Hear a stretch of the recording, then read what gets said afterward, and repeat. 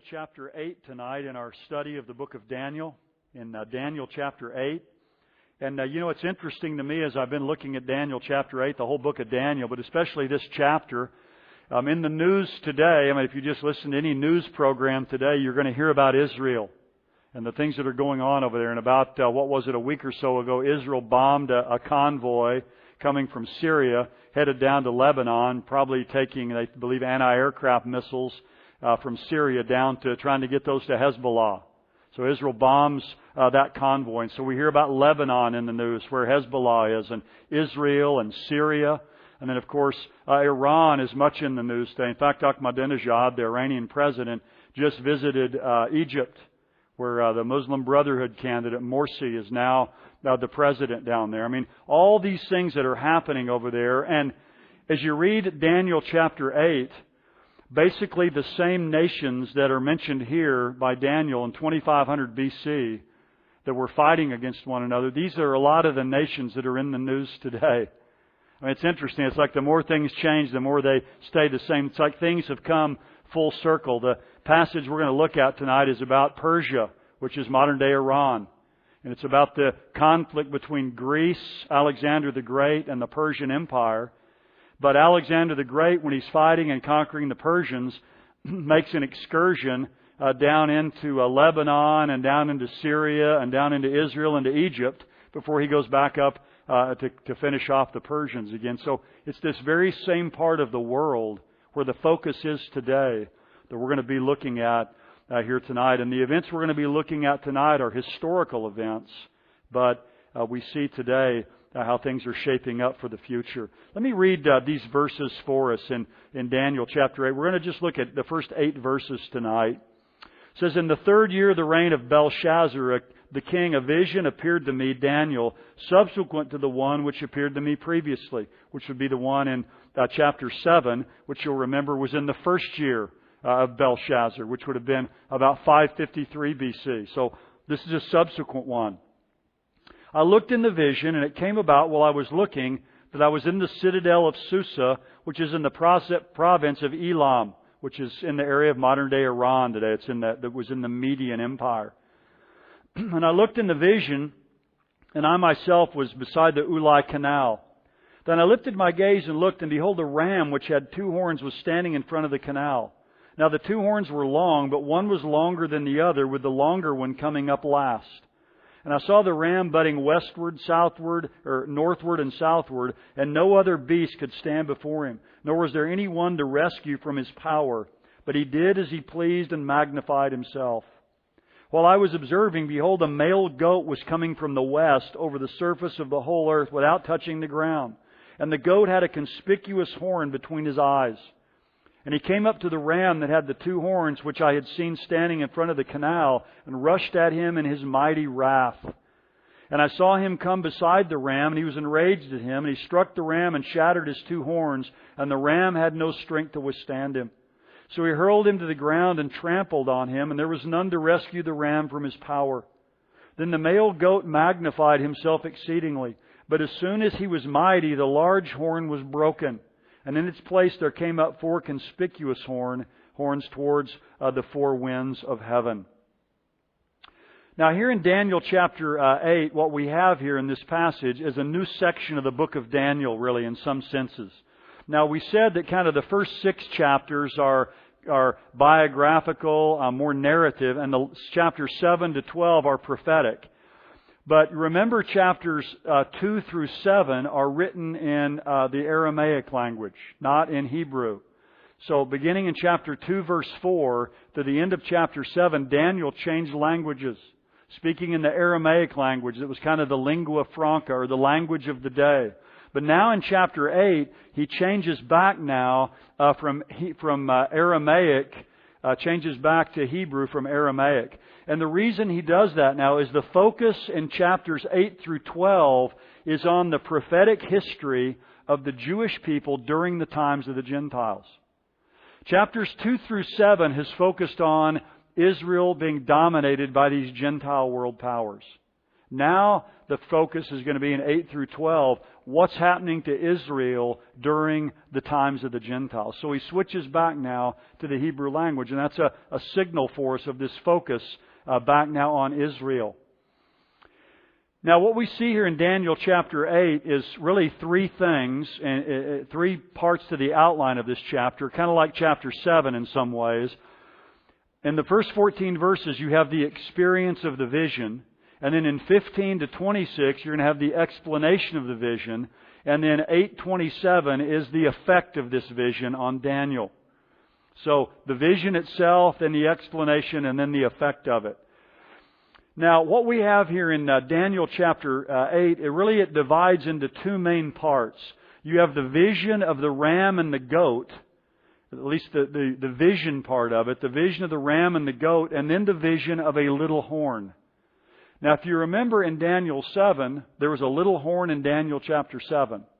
We're going to see another one of those here in Daniel 8, and we'll look next time at the differences to those. But in verses 1 to 8 that we just read a few moments ago, it's the vision of a ram and a goat that we see here. That's what we're going to focus on here tonight. So we got the vision of the ram and the goat. We could call this section tonight, just if you wanted to be more mundane, the vision of the ram and the goat. You could also call this section tonight the rise and fall of Alexander the Great, because it's really a lot about him.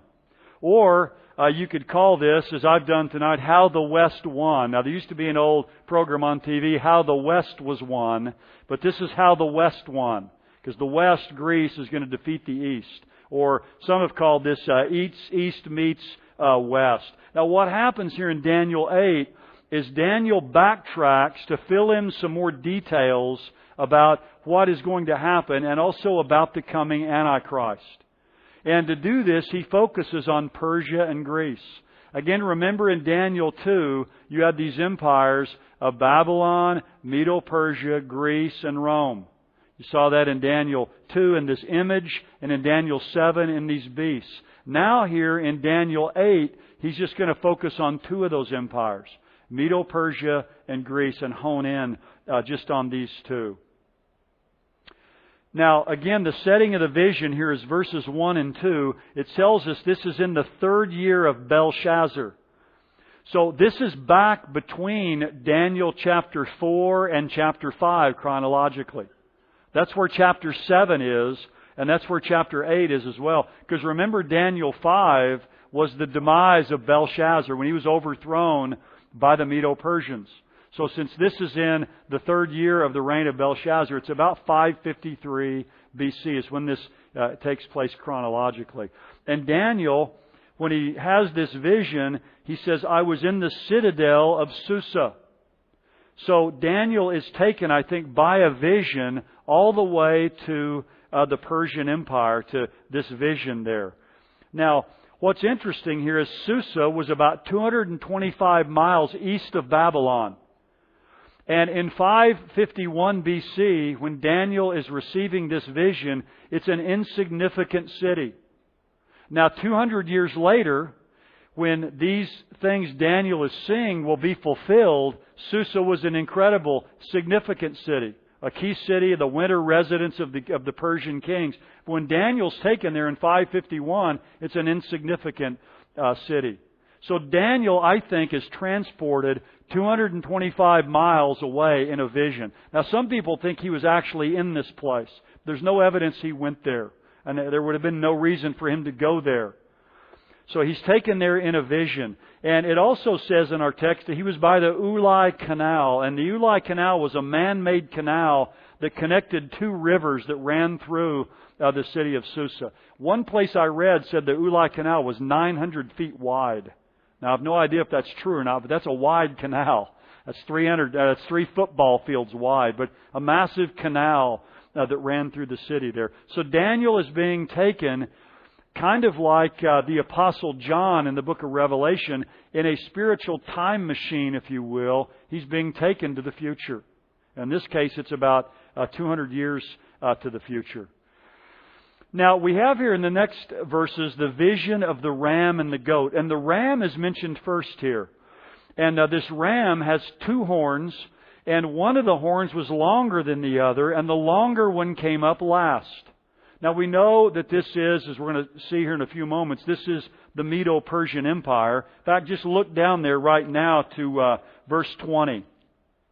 Look down in verse 20 in Daniel chapter 8. And again, Daniel doesn't leave us in the dark about what these symbolize. In chapter 8 and verse 20, when we get into the interpretation, he says, the ram which you saw with the two horns represents the kings of Media and Persia. So we know that's what the ram represents. And we know that the Median part of the empire rose first. The Persian part rose last, but it took the ascendancy. So that's exactly what happens here. The one horn was longer than the other. The longer one came up last, with the Persian part of the empire taking dominion. Now what's interesting here as well is Persia, one of the emblems for the Persian Empire was a ram. Several of the coins from ancient Persia, which they were huge on silver coins, had a ram's head on it. Also nations in that day, many of them were given a sign of the zodiac to represent their country, and the sign for Persia was Aries, which was the ram. So this was something that people in that day would have understood or been familiar with. So he says in chapter 8, verse 20, again, the ram that you saw with the two horns represents the kings of Media and Persia. Look at the size of the Medo-Persian Empire. You may not have your bearings on this quite, but this is all over in, where modern day Iran is and Iraq and all this. This is where Syria is and Israel. This is Egypt and Libya, and that's all in modern day Turkey. And they even came over into some of the area of Greece. They'd made inroads in there. It goes all the way over here. I mean, this is all the way over into Afghanistan and all that area. So, I mean, it was a huge empire, massive empire of that day. And it's pictured here as this ram. Now, the next thing he sees in this vision is, here's another picture of it there. You can see the kind of the modern nations. Yeah, it's good.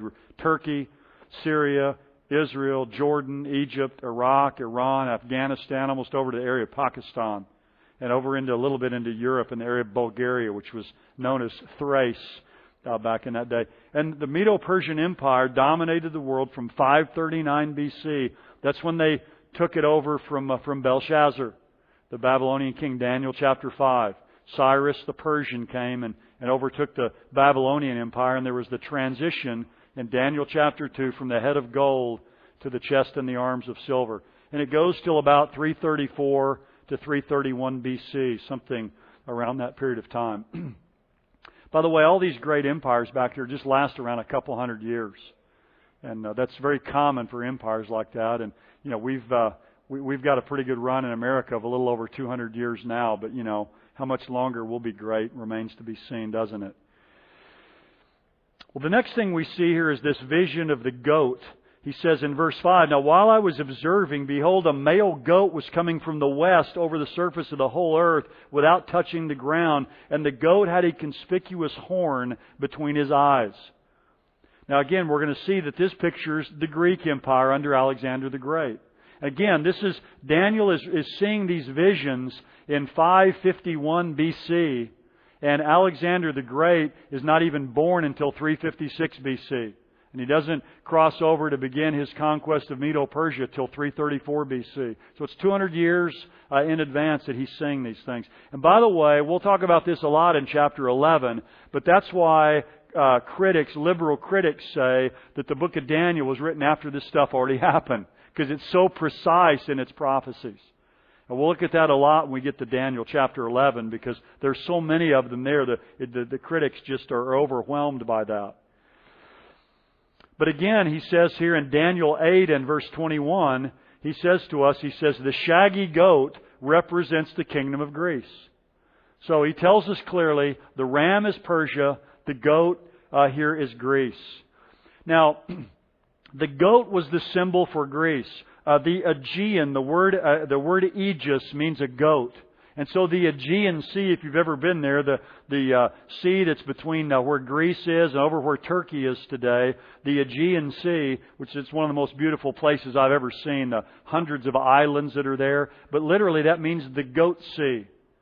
Alexander the Great had a son with his wife Roxana, and his son was named Aegis, which means the son of a goat. And the ancient capital of Macedonia was called Aegea, which means the goat city. And the zodiac sign for Persia was Aries, the ram. The zodiac sign for Greece was Capricorn, the goat.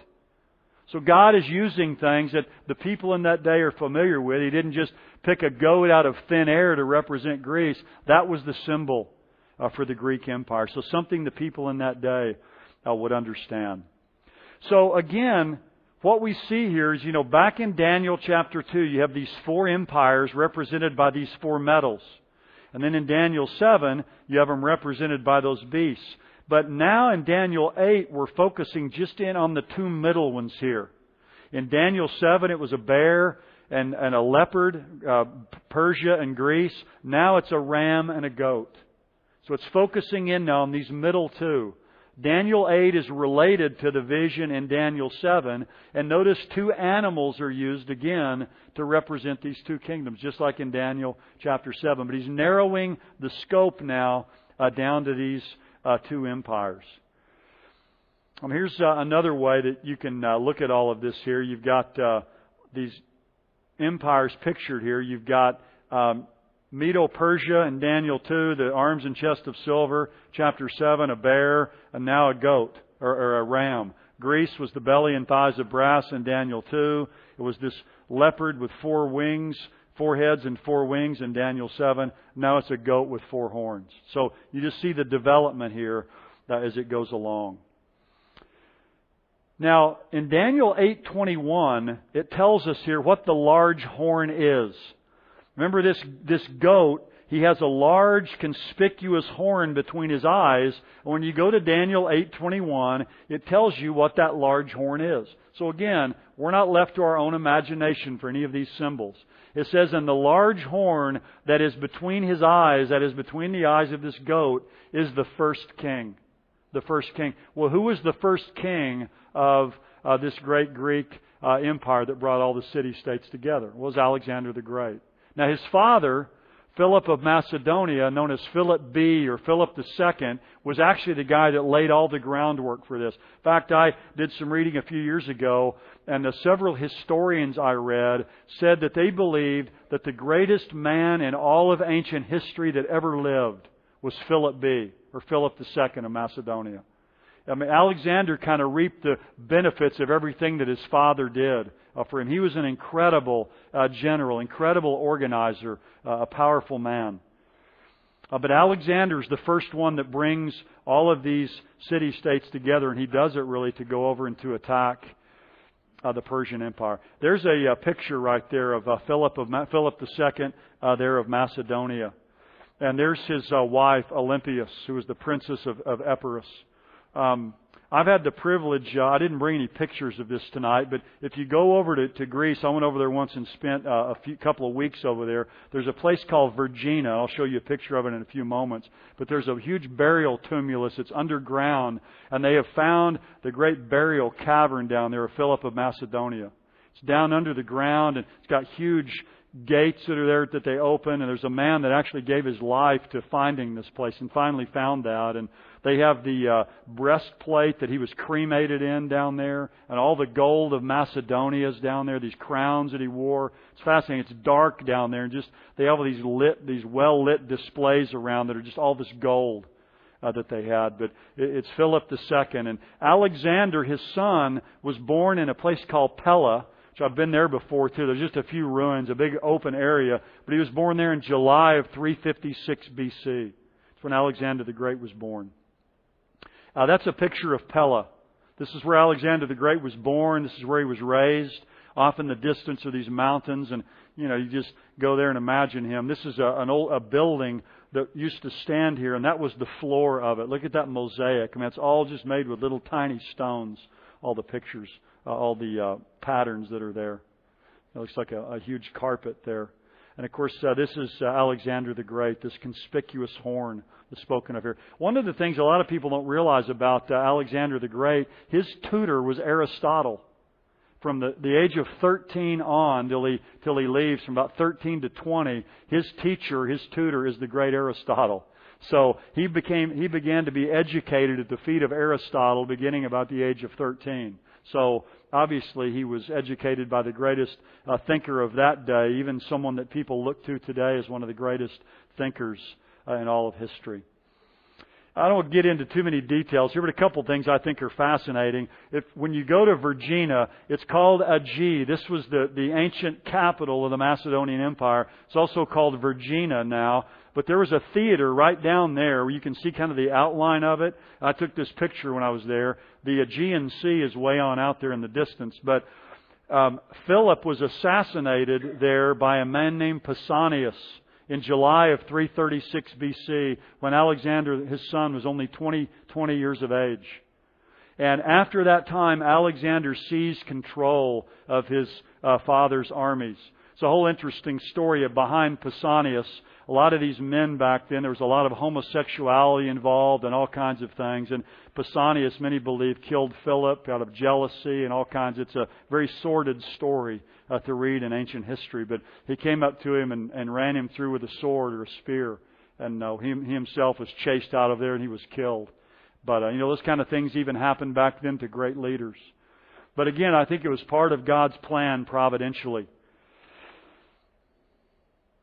Of course, this is a picture here of the goat with that horn. They're coming and killing that ram that's pictured here in Daniel chapter 8. And it says this in Daniel 8, 6, and 7. A male goat was coming from the west over the surface of the whole earth without touching the ground. He came up to the ram that had the two horns, which I'd seen standing in front of the canal, rushed at him in his mighty wrath. I saw him come beside the ram. He was enraged at him. And he struck the ram and shattered his two horns, and the ram had no strength to withstand him. So he hurled him to the ground and trampled on him, and there was none to rescue the ram from his power. You see what had happened? The Persians had invaded Greece about 150 years earlier under the King Xerxes. And they had been repelled, but the Greeks held a terrible grudge against the Persians for that they invaded their homeland. And by the way, that's the Battle of Marathon and all that. The great Phidippides who ran the marathon to tell them that the Persians had been defeated. But a tremendous background to all of this. The Greeks never forgot this, and Philip had instilled in his son Alexander that we need to go pay the Persians back for what they did. This had been something that had been within the Greeks for 150 years brewing there.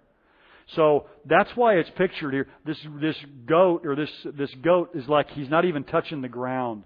And he comes with fury and he's enraged and shatters the ram. I mean, there was a lot of pent-up anger and retaliation and revenge in all of this that took place.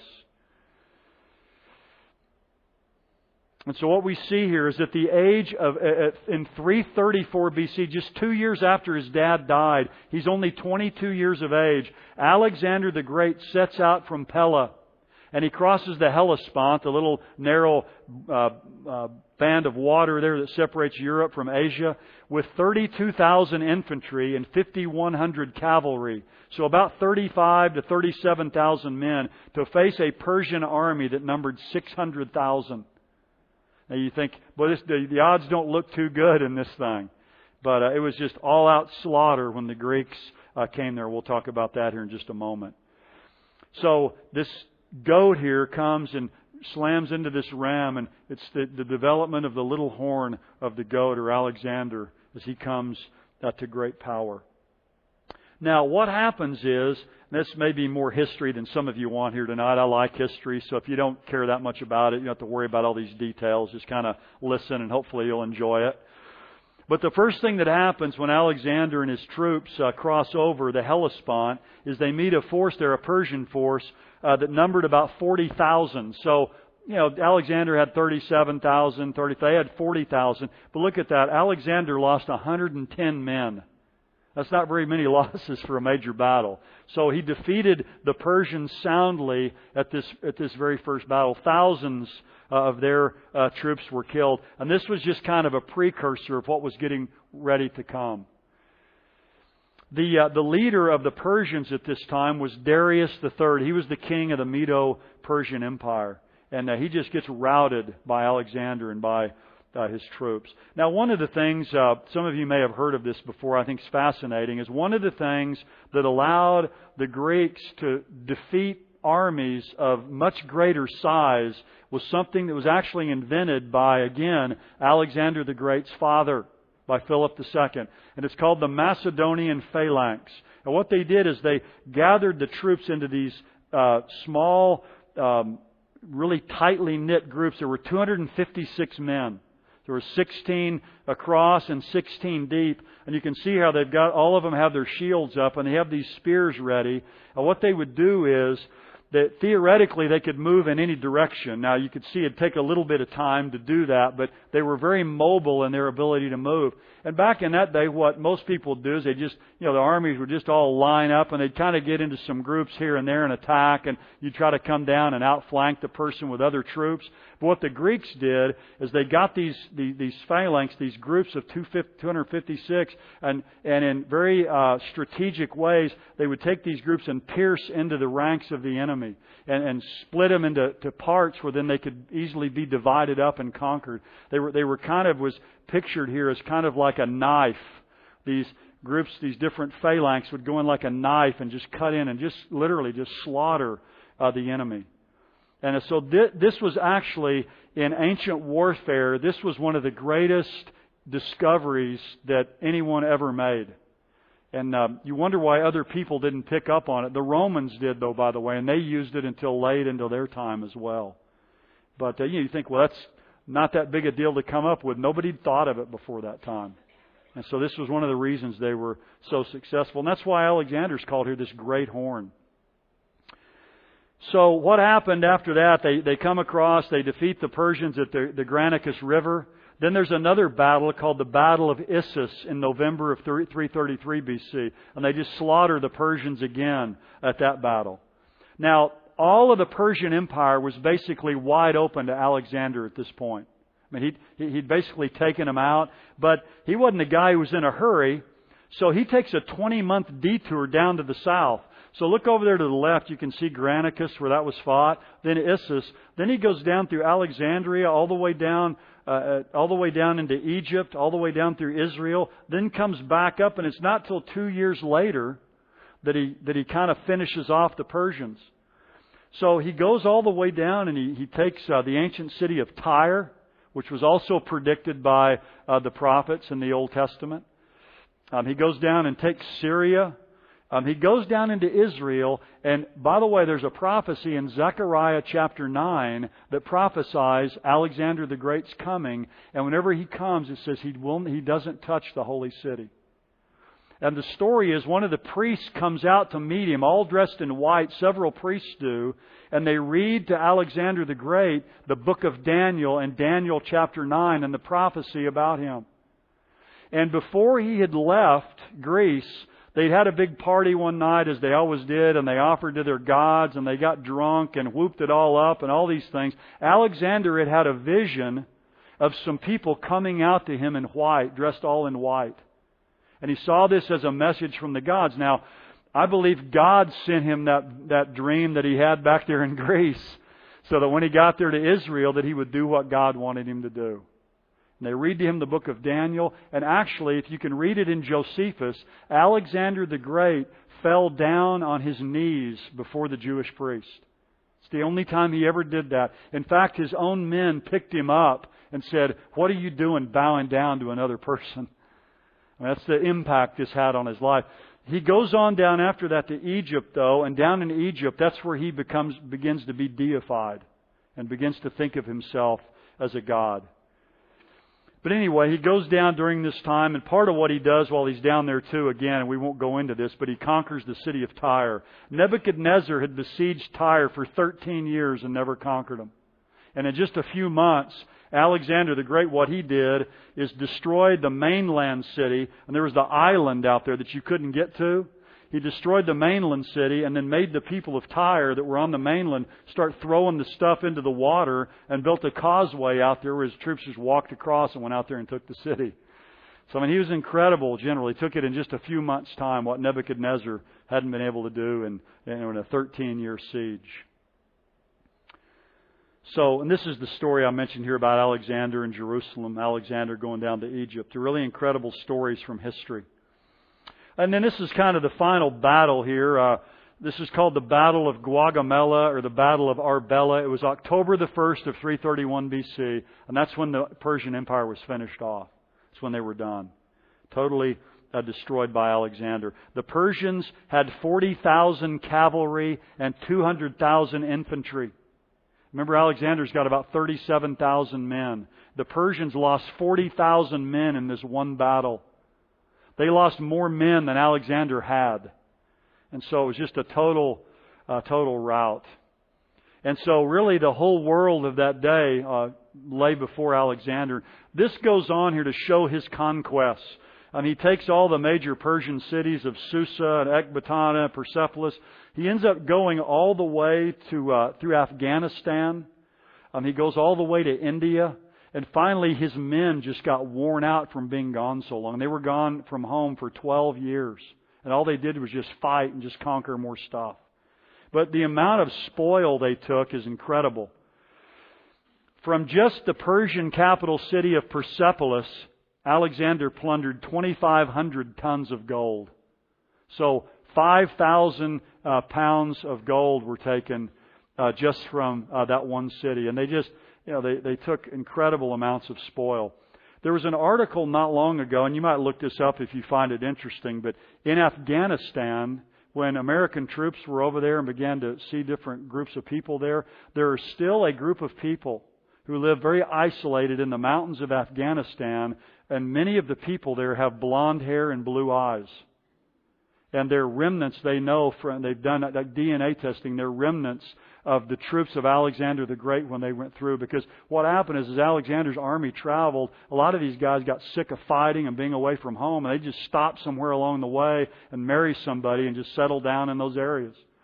Now you have to remember, Greeks today are often dark-haired and they have dark eyes because, remember, they were invaded by Islam and by the Moors and dominated by the Ottoman Empire at different times. But in Alexander's day, they were fair-skinned, blonde-haired, often blue-eyed. And so these people living in Afghanistan today, in this remote area, have been tied to the ancient Greeks who came through there with Alexander the Great and his troops. So, the vestiges of what they did is actually still there today. This is Alexander's empire. It went all the way from Greece, all the way through, Iran, Iraq, Afghanistan, into India. You can see India over here. One of his greatest battles that he fought, Alexander did, was all the way over in India. And he just had this thirst for conquest and power. It's like he kind of didn't know what else to do. And this is another picture of it here, just how far his empire went. And, that's why he's called today Alexander the Great. He was great in that way. Again, there's another picture of it and all the countries that are involved in that. Now, here are 5 amazing prophecies that are fulfilled here in Daniel 8, 5 through 8.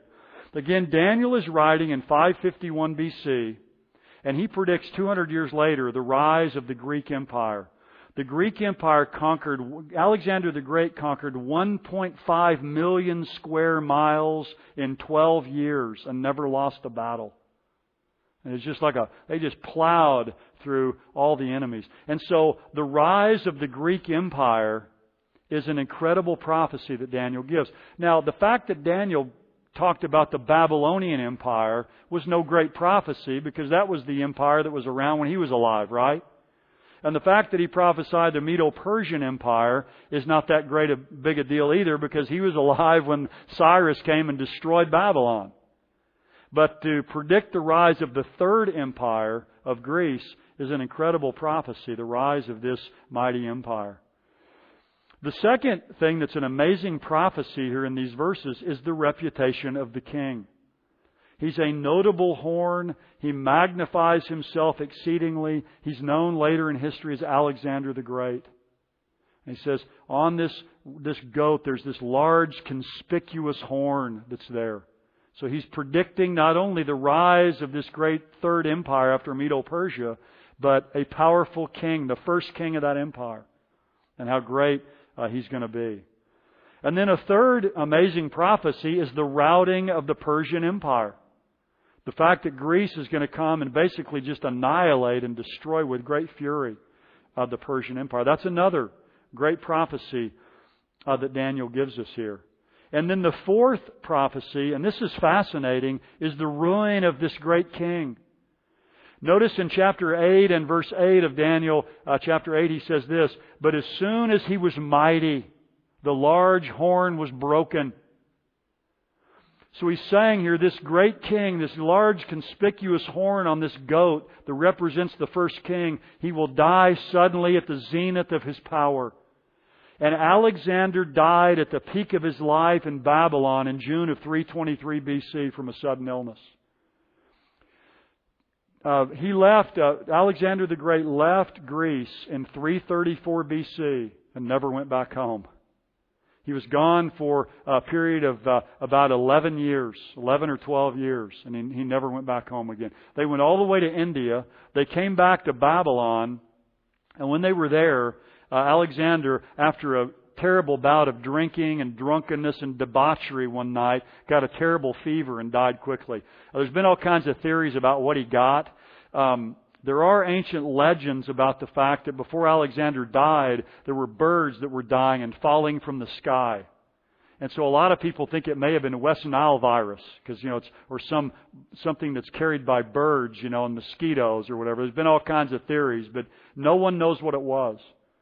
But Daniel, writing in 551 BC, predicts that this great king is going to die when he's mighty.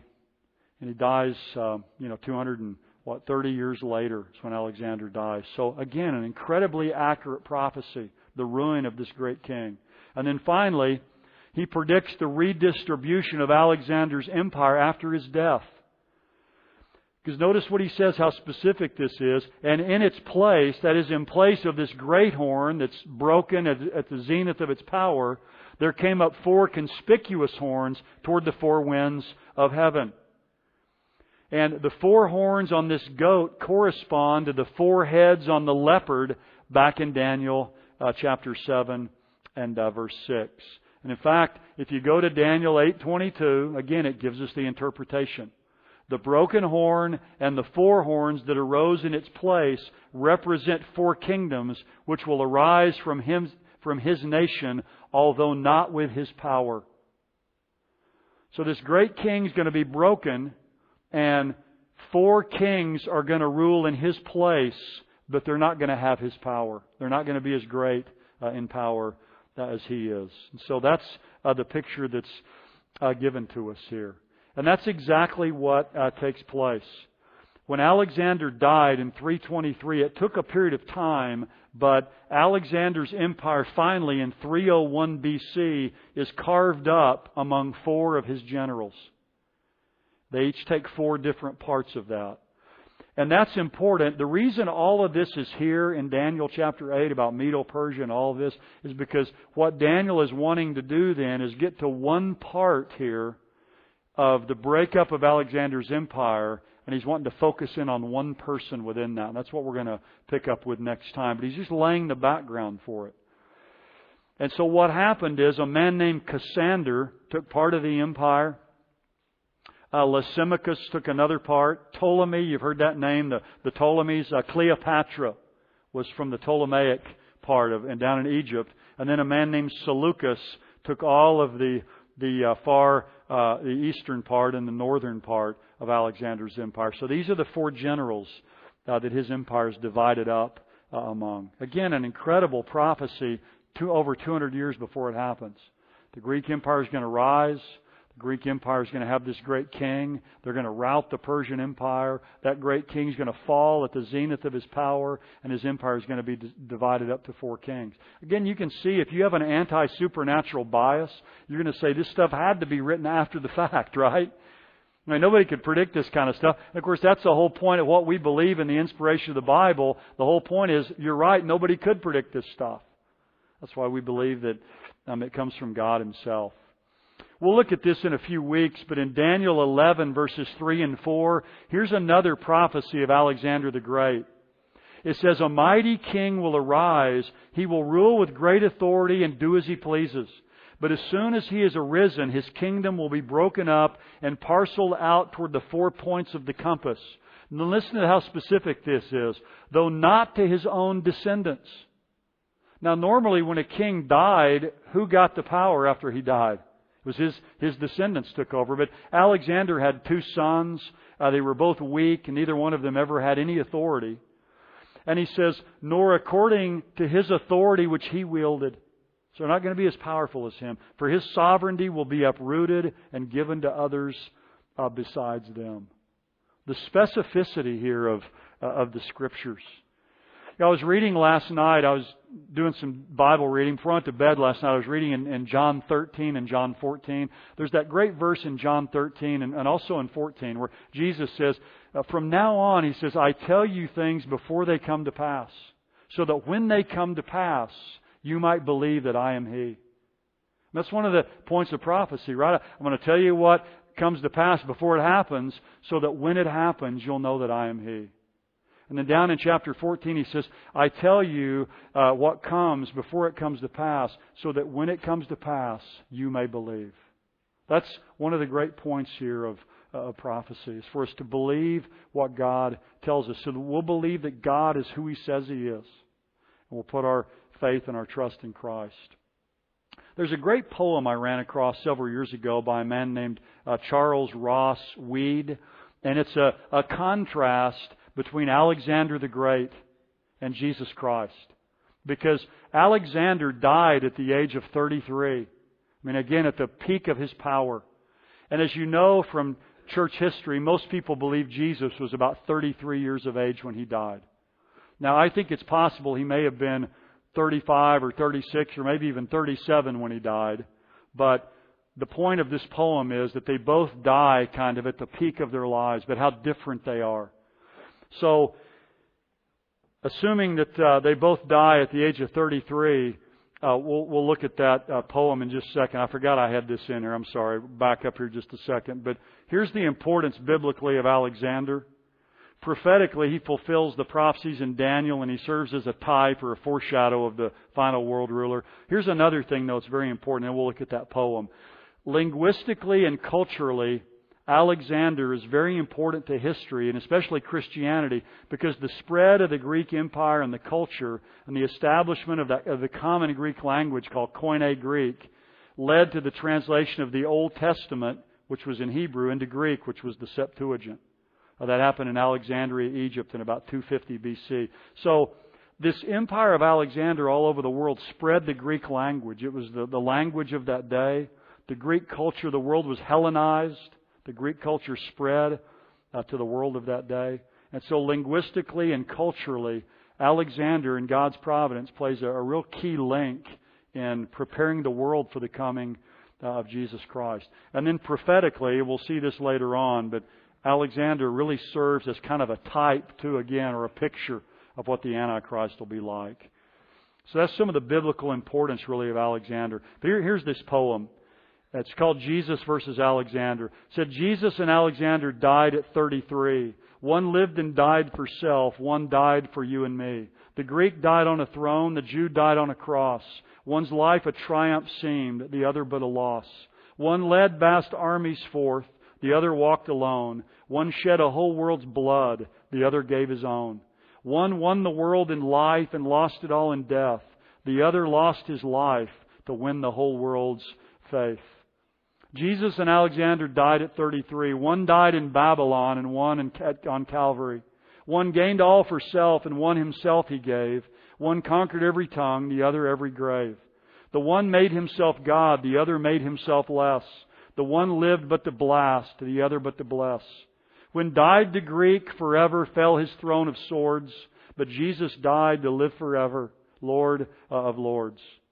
Jesus and Alexander died at 33. The Greek made all men slaves. The Jew made all men free. One built a throne on blood. The other built on love.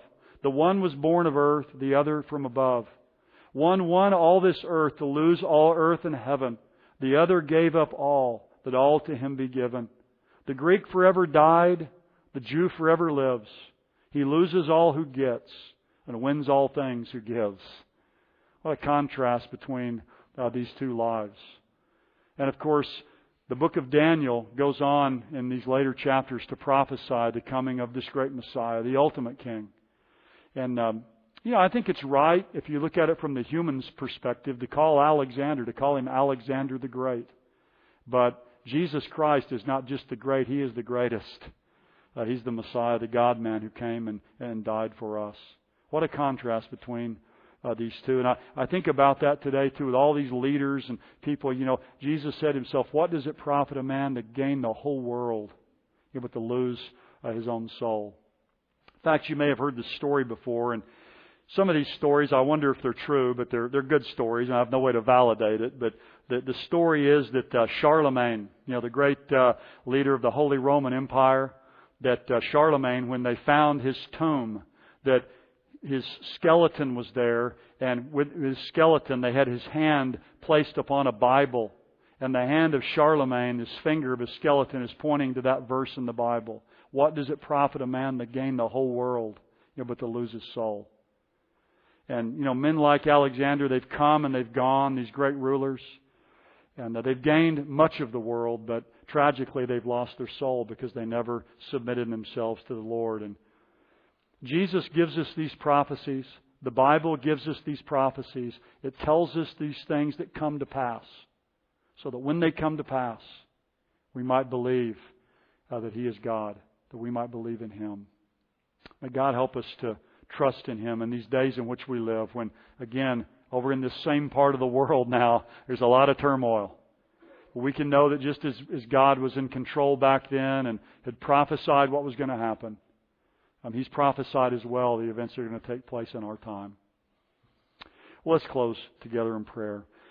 Father, we thank You so much for Your Word that You've given to us. And Father, we thank You that as Jesus told us, we've seen things, Father, before they come to pass that have been prophesied, so that when they come to pass, we might believe that Jesus is God, that He's who He says He is. Father, I pray that You'd give us confidence tonight and give us trust in the authority and the power of the Word of God in our lives. And Father, that You'd give us tonight as well, all of us, a sense of reassurance and a sense of hope and comfort in this world in which we live, Father, as we see it seems like the foundation shaking around us. But we can see, Father, that the same God who prophesied these events thousands of years ago, the same God who holds the future in His hand today, we can trust in You. And we look to that kingdom, Father, which cannot be shaken. So send us out of here tonight, I pray, Father, encouraged, lifted up, strengthened, to go forth and to be faithful ambassadors for our Lord Jesus, the King of Kings and the Lord of Lords. We ask these things in His dear name. Amen.